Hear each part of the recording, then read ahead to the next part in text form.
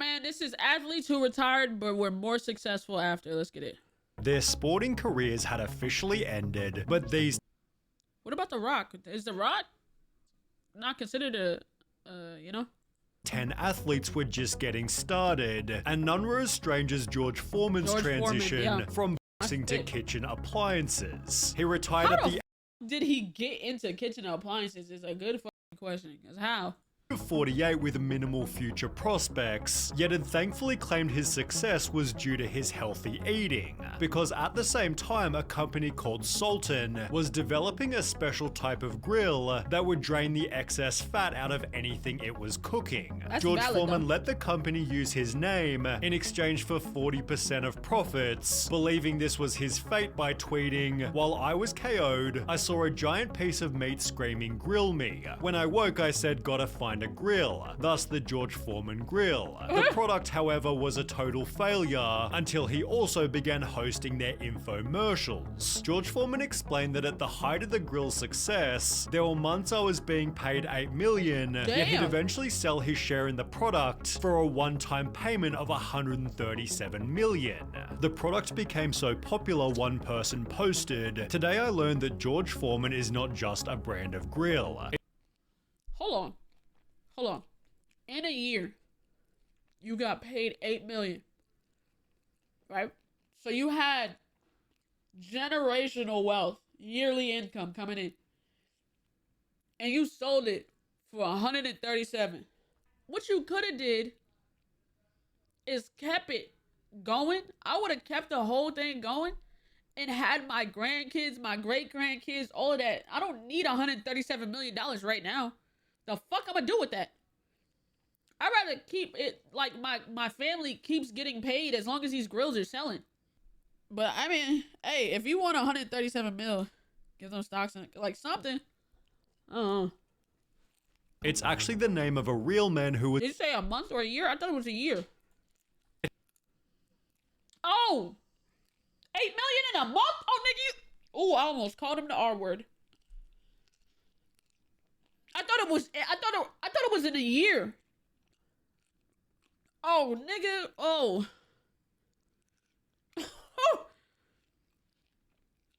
$8 million in a couple months? Not a year. A couple months? About 3-4 months? Every 3-4 months? Don't piss me off. He'd eventually sell his share in the product for a one-time payment of $137 million. The product became so popular one person posted, "Today I learned that George Foreman is not just a brand of grill. It's actually the name of a real man who was once a boxer, while the name Jason Statham belongs to a man who was once a diver. He made it to the..." The fuck? Jason Statham was a diver? When the fuck was that? 1990 Commonwealth Games, where the judges continually highlighted that he wasn't doing well. Jason Statham, who's not having a good time. He's moved from 8th, slipped down to 11th. Despite placing 11th, he'd explained that diving teaches you discipline, focus, and certainly keeps you out of trouble, which are principles he'd also apply as an action movie star. Statham performs his own stunts in every single movie, applying his swimming ability in productions like The Meg and Expendables 3, where diving actually saved his life. Whilst filming a truck scene beside a dock, the brakes on the truck failed, plunging him into the sea. 60 feet at the bottom of the Black Sea, stuck in the mud. How am I going to get out of this? This is how it ends. Yet Jason was able to free himself and swim 20 meters back to the surface. Terry Crews, who we'll talk about... He almost died? Damn. I mean, the God complex is kind of deserved now. Like, you know what I'm saying? Hey, man, that nigga, he real deal action, though. You know what I'm saying? Nigga do his own stunts. Hey, man. You didn't know this? Nah, I did not know this. I didn't know none of this. How deep is that, Jay?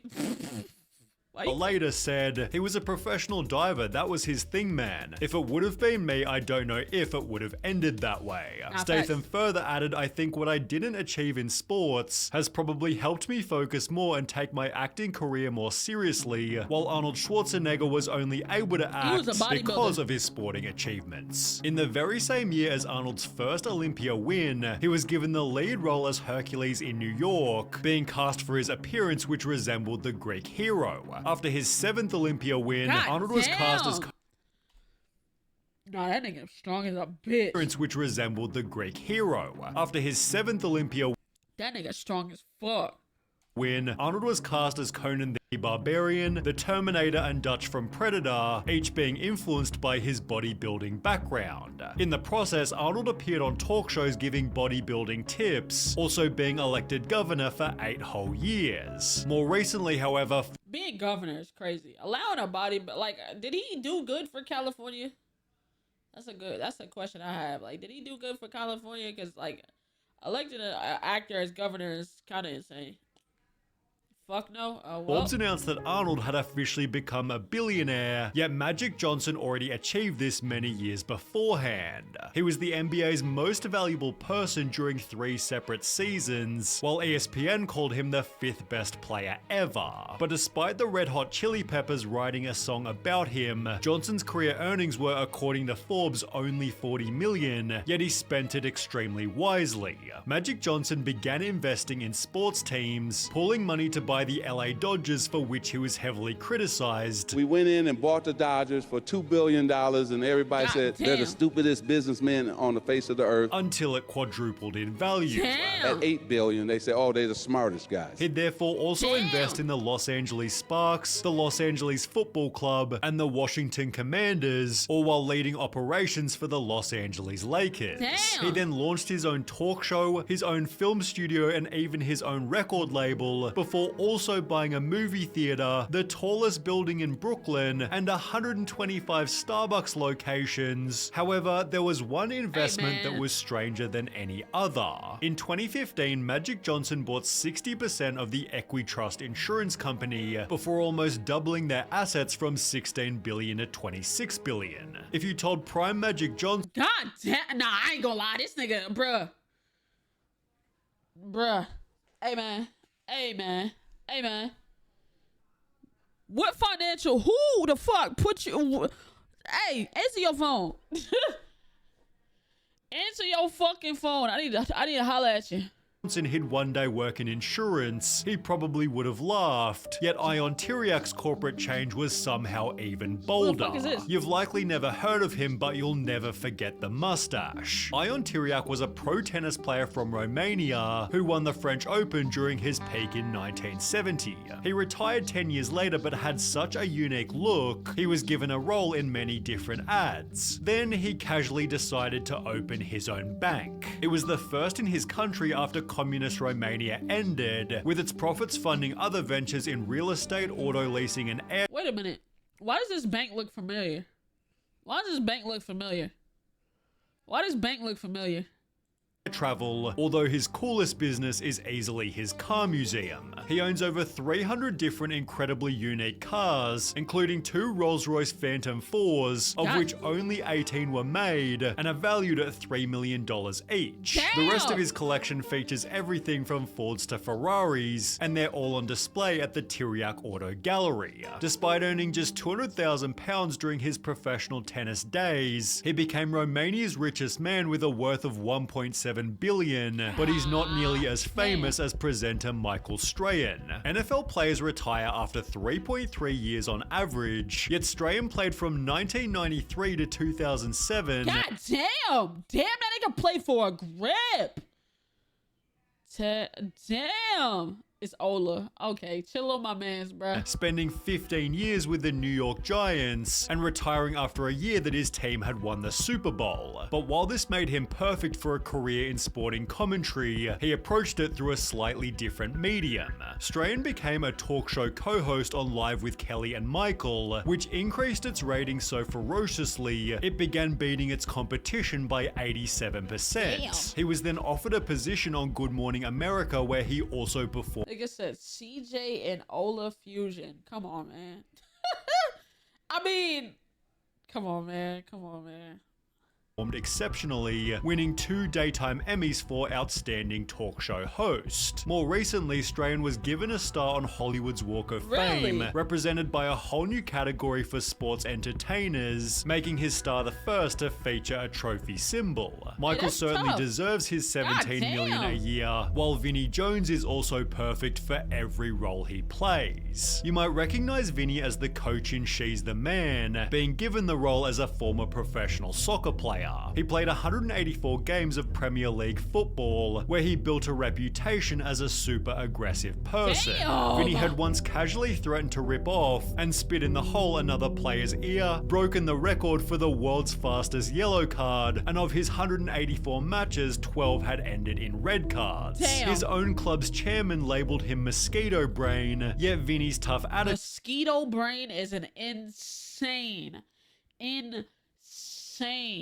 thing to say about somebody. Paid off unexpectedly. In 1998, he was cast as a criminal in Lock, Stock and Two Smoking Barrels, although his casting might have been too perfect, as on the day he was supposed to start shooting, he had to attend a court hearing for assaulting his neighbor over an argument about a garden fence. He was sentenced to 100 hours of community service. Vinnie was then also given 80 hours community service after admitting assault and using threatening words or behavior towards members of an air crew. As passengers and crew tried to restrain him, Jones declared, "I can get you murdered. I can get the whole crew murdered for £3,000. But these hiccups only helped his career as he began to play tough guys in every single movie. For example, the X-Men's Juggernaut. He's since acted in over 100 films, but it feels like Shaq appeared in even more. This nigga Shaq is...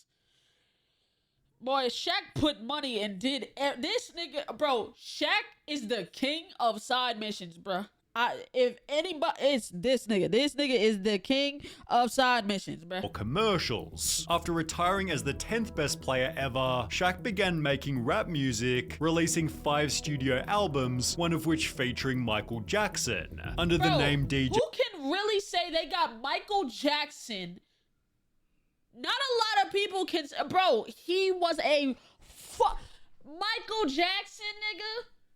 Still can't free throw. It don't even matter. It don't even matter. Diesel, Shaq began performing live at festivals as big as EDC Las Vegas. On top of music, Shaq appeared on WWE in shows like Curb Your Enthusiasm and so many different commercials IMDb can't even count them all. However, most of his earnings have come from savvy business moves. Shaq owned 155 Five Guys restaurants. Oh, this nigga was making bread. You know how expensive Five Guys is? Boy, I bought some Five Guys the other day. I just bought a burger, fries, and a drink and got that shit delivered. That bitch was $35, almost 40 fucking dollars. Almost 40 beanies. Yes. Getting that shit delivered, that shit's it's like first class service, bruh. Smooth 35, nigga.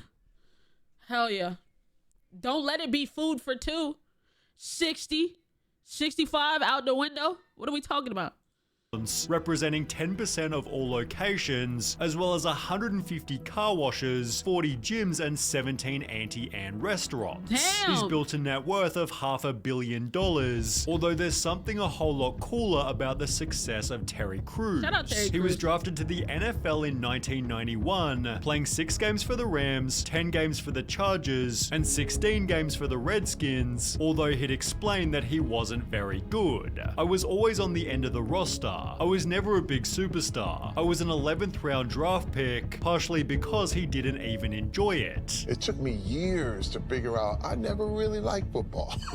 Wow. Terry made it obvious that he instead preferred the arts. I would go back into the locker room and ask the players if they wanted their portraits painted. You did these while you were playing? While I was playing. I was known as the artist football player. Retiring from the NFL to take his talent to Hollywood. His family thought he was crazy. There was family members that were like, he had a chance. He blew it. Right.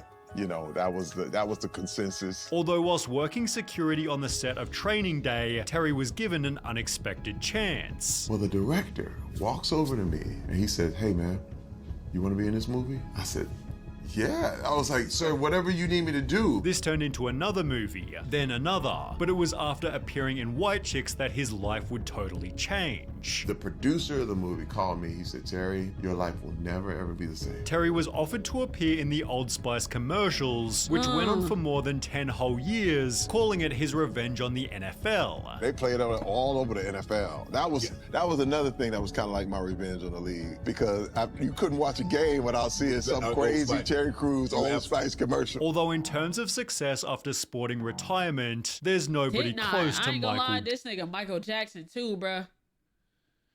This nigga, I mean Michael Jackson, Michael Jordan, fuck. I totally lost it, bruh. But this nigga Michael Jordan too, bro, I said the wrong thing. Relax. We was talking about Michael Jackson earlier. Y'all fucking slip up sometimes, Jesus Christ. Anyway, Michael Jordan too, bruh. That nigga got bread. Bro, these shoes were the best thing that ever happened to this nigga, bro. Jordan, considered the greatest NBA player ever, Jordan was approached by Nike to create his own special shoe, hoping to make $3 million over a 3-year period. Instead, it earned $126 million by the end of the first 12 months. God the damn. shoes have since made him roughly $1.5 billion, which he Damn. used to buy a share in the Charlotte Hornets, spending $275 million in 2010 before reselling it in 2023 for a whopping $3 billion. As a result, Michael Jordan is the richest athlete ever with a net worth of $3.2 billion. God damn. 3.2 billion. Holy, bruh.